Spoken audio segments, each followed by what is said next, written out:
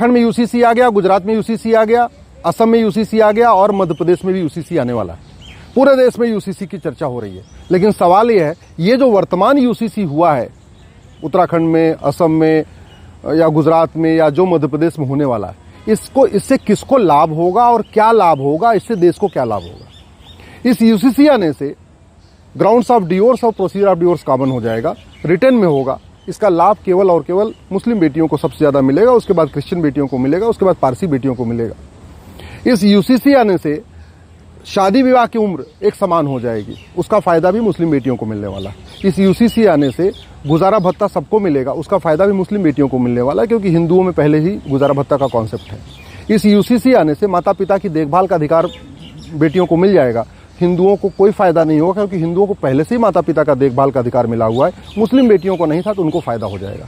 ये यूसीसी आने से एडॉप्शन और गार्जियनशिप, बच्चा गोद लेने का अधिकार, बच्चे के भरण पोषण का अधिकार, बच्चे की देखभाल का अधिकार सभी बहन बेटियों को बराबर मिल जाएगा। इससे भी हिंदुओं को कोई फ़ायदा नहीं, क्योंकि हिंदुओं में पहले से ही लागू है। एक बात आप समझिए, Hindu marriage act, Hindu code bill 1955 में बना। उस समय भारत आज़ाद हो चुका था, भारत में अपना संविधान था, भारत की अपनी संसद थी। तो जो हिंदू कोड बिल बना वो दुनिया के बहुत सारे यूसीसी को देख के बना, बहुत सारे कानूनों को देख के बना और पूरी चर्चा करने के बाद बना। इसलिए उसमें महिला पुरुष के अंदर अधिकारों में कोई भेदभाव नहीं है। हाँ, क्रिश्चियन मैरिज एक्ट 1872 में बना था, पारसी मैरिज एक्ट 1936 में बना था, शरीयत एक्ट 1937 में बना था। यानी पारसी, क्रिश्चियन और मुस्लिम्स का जो कानून है वो 1950 से पहले, देश आज़ाद होने से पहले बना था। अंग्रेज़ों ने बनाया था, बिना किसी चर्चा किए बनाया था। उस समय संसद में कोई डिस्कशन नहीं हुआ था, संविधान लागू ही नहीं था। तो वो जो क्रिश्चियन मैरिज एक्ट है, पारसी मैरिज एक्ट है और शरीयत एक्ट है, वो एक तरफा है, वो पुरुषों के पक्ष में है, वो सारा अधिकार पुरुषों को देता है, बहन बेटियों को अधिकार नहीं देता। तो उसको ये यूसीसी आने से केवल उन्हीं को फ़ायदा हो रहा है।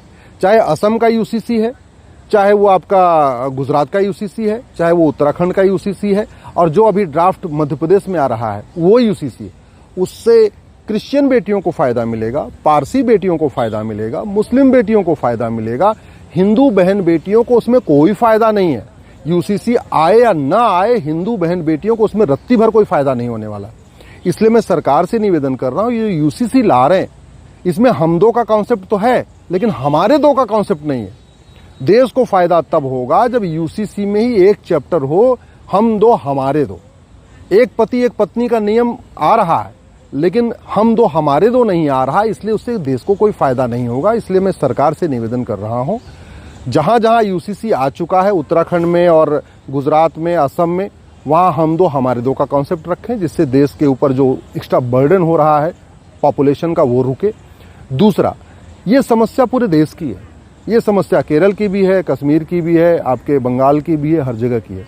तो राज्यवार यूसीसी लाने से की बजाय अब समय आ चुका है कि पार्लियामेंट में यूसीसी लाया जाए और उसमें आप कर दीजिए मिनिमम एज ऑफ मैरिज, एक चैप्टर रख दीजिए मिनिमम एज ऑफ मैरिज, दूसरा चैप्टर रख दीजिए ग्राउंड्स ऑफ डिवोर्स, तीसरा चैप्टर रख दीजिए प्रोसीजर ऑफ डिवोर्स, चौथा चैप्टर रख दीजिए एडॉप्शन, पांचवा चैप्टर रख दीजिए सक्सेशन, एक चैप्टर रख दीजिए इनहेरिटेंस। तो विरासत का अधिकार, वसीयत का अधिकार, माता पिता का देखभाल का अधिकार, इस तरीके से 10 चैप्टर रखने के बाद 11वां चैप्टर रखिए यूसीसी में हम दो हमारे दो, और उसमें पीनल प्रोविज़न रखिए। केवल आप कानून बनाएंगे और उसमें दंड की व्यवस्था नहीं होगी तो भय बिन प्रीत नहीं होती है। भय करना रखना ज़रूरी है, और वो तभी होगा कि जो यूसीसी मानेगा वो भारत का नागरिक कहलाएगा, जो यूसीसी नहीं मानेगा उसकी सिटीजनशिप खत्म हो जाएगी। तो 1955 वाला जो सिटीजनशिप एक्ट है उसको बदलना ज़रूरी है। इस यूसीसी को सिटीजनशिप के साथ लिंक करना ज़रूरी है कि जो हम दो हमारे दो मानेगा, जो यूनिफॉर्म सिविल कोड मानेगा, जो पॉपुलेशन कंट्रोल लॉ मानेगा, वो भारत का नागरिक कहलाएगा। जो नहीं मानेगा उसकी सिटीजनशिप खत्म होगी, उसकी प्रॉपर्टी जब्त होगी, उसको 10 से 20 साल सजा होगी। जब ये व्यवस्था होगी तब इस यूसीसी का इफेक्टिव इम्प्लीमेंटेशन होगा, तब इस यूसीसी का देश को लाभ होगा।